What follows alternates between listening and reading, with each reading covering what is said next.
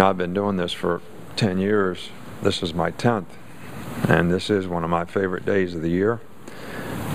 And I was thinking that Coach Spurrier and I should get some kind of an award from you all for 10 years of service here. But we really do appreciate what you do.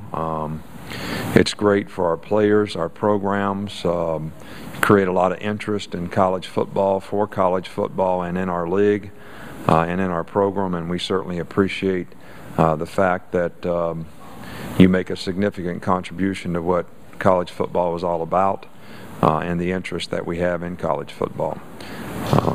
You know, we have challenges on our team this year relative to 4 first-round draft picks not being on our team, all at significant positions, whether it's Mark Ingram at tailback or Julio Jones at receiver or Marcel Darius being a dominant lineman or James Carpenter being the left tackle, so as well as new quarterback, 2 young talented guys that don't have the experience that we've had in the past. So we have challenges on our team, and we're focused on those challenges, but we've been very, very pleased with the progress that our team has made in the off-season, the character and attitude and investment and commitment that they've made, and the hard work that they've done to try to be the best possible team that we can be. And we're looking forward to the challenges of our season. Obviously, at one point in time last year, at the end of the year, 5 out of 6 teams in the SEC West were in the top 20, and most of those teams have a significant number of returning starters. So we look forward to the challenges of a very competitive year again this year. You can say, well, you got a lot of guys coming back and a lot of experience, and I think that's all great, but you got to use the experience in the right way. Does that experience create a comfort zone for you or a challenge to play at a higher standard? And I think if our players take that as a challenge to play to a higher standard, create leadership and affect other players in a positive way, then that experience is going to be beneficial to our team and the consistency and performance our team can play with. Coach, 2-part question here. We talked to Dante Hightower earlier and asked about his knee and the leadership role. Can you comment on him coming into his own another year removed from that knee injury and also the leadership role that he has? Well, I think Dante has had a fantastic offseason, a really good spring. He's much more confident. He doesn't worry about wearing a knee brace anymore. He's got his explosive quickness back, which I think enhances his pass rush relative to what he was before the injury. He runs better. He's playing better in space. He has sort of got his arms around the comfort that it takes to serve other people in terms of leadership and affecting other people, which I think he was a little uncomfortable with being a signal caller last year and being in the leadership role.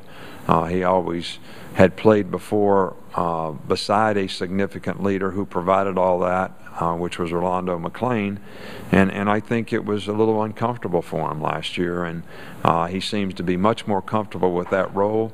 And physically, I think he's much more confident that he's back to the levels of where he was prior to being injured. We also talked about the fact that you guys probably don't need any motivation, but absolutely the tornadoes, about playing for the victims in the city of Tuscaloosa. And I know you've been on the forefront, have been out there in the recovery process, and I just wondered if you could comment as to feeding off each other, feeding off the community, and playing in a sense for Tuscaloosa victims. Well, I think that obviously it was a horrible tragedy, and a lot of people in our community were affected as well as in our state, and I do think it was a bit of a galvanizing sort of event for our team to know that we needed to be a team not only in the best of times when we're playing and getting supported by a lot of passionate and enthusiastic fans, but also in the worst of times when we needed to go out and be supportive of the people in our community who had supported us. And I've been very pleased with the way our team has responded to that. They're actually working with players from Kent State today in our Team Up Nick's Kids deal in Holt to help continue to clean up and build houses in that community But how that affects us in the season, I think there's a lot of challenges and investments that are made. I really can't tell you that, but we would certainly like to have a positive impact on what people have to think about and have passion for when our football season starts, that could impact our community in a positive way to sort of take a little bit of the tragedy away from the memory of some folks. But I also think that we all need to be thanking all the people who have made such a tremendous impact in terms of their personal sacrifice. It's really great to be from Alabama and see how the people has responded to help the people in the state who were devastated, and we certainly appreciate that. What did you learn about your team before your first SEC game? Excuse me? What do you hope to learn about this team before your first SEC game? Well, I always look at those first 3 games of the season before you get in the SEC as an opportunity to, first of all, see where you're at as a team, have an opportunity to try to address some of the challenges that you see based on where you're at. We're obviously not going to have a perfect team the first game of the season, and there's going to be a lot of things that we need to address and improve on, so that we are playing our best football when we get into the SEC games. And even though the Arkansas game is fairly early in the season, that's going to be very challenging, and they have a good team, good coach, good program. So hopefully these first 3 games are going to give us an opportunity to put our team together, make the improvements that we need to make, so that we can improve, each one of those 3 weeks. Coach, Trent was talking about the never again signs in the lockers and how the team has responded to that. Would you talk about that and the need for this team to finish games this year? Well, that is one of the few games that we didn't finish, that we haven't finished. I'm really proud of what we've been able to accomplish in the program in terms of personal development, mental conditioning for success, the issues and problems that we've been able to sort of deal with in a positive way, the academic success that we've had in the program, and the 36 games that we won, in the last 3 years.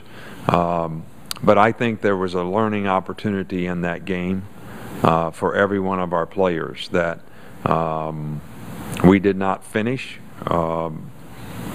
And that playing for 60 minutes is one of the basic fundamental things that we've always sort of stressed with our team, that you got to have tremendous effort, play with tremendous toughness, and be able to execute for 60 minutes in the game regardless of what the circumstances are in the game. And it takes a relentless competitor who can focus on the next play in the game like it has a history and a life of its own to continue to play with that kind of consistency. And we sort of lost the momentum of that game and did not respond. The year before in the Texas game, we were ahead 24-6.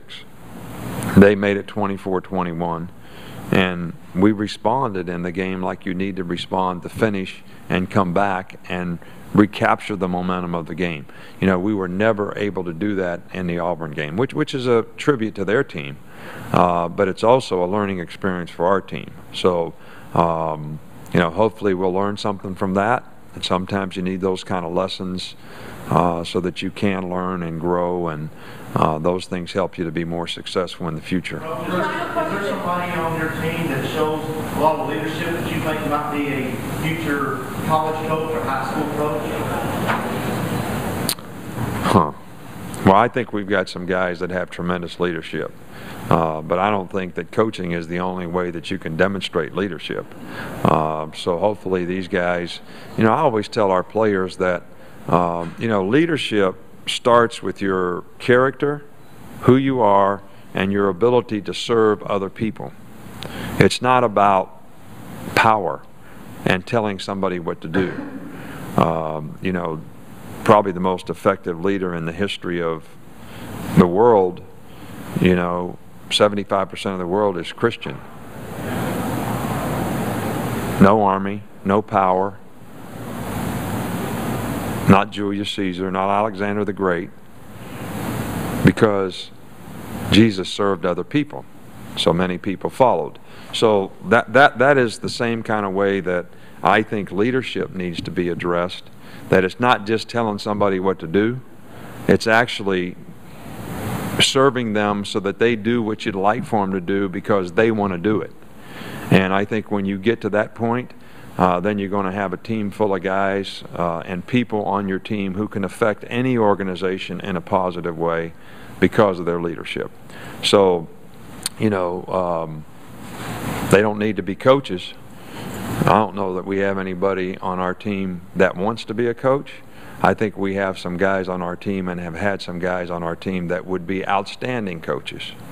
And we've had, you know, several former players that have been in our program and tried to develop as coaches and are doing that, you know, right now. And, you know, we're proud of our profession, and I think those kind of people can certainly enhance our profession in the future. So I'm hopeful that there's some player out there that's got the kind of character and leadership ability that he can be a phenomenal coach someday and help some other player have a better chance to be successful in life because of what he chooses to do. Thank you. All right, thank you all. Appreciate it.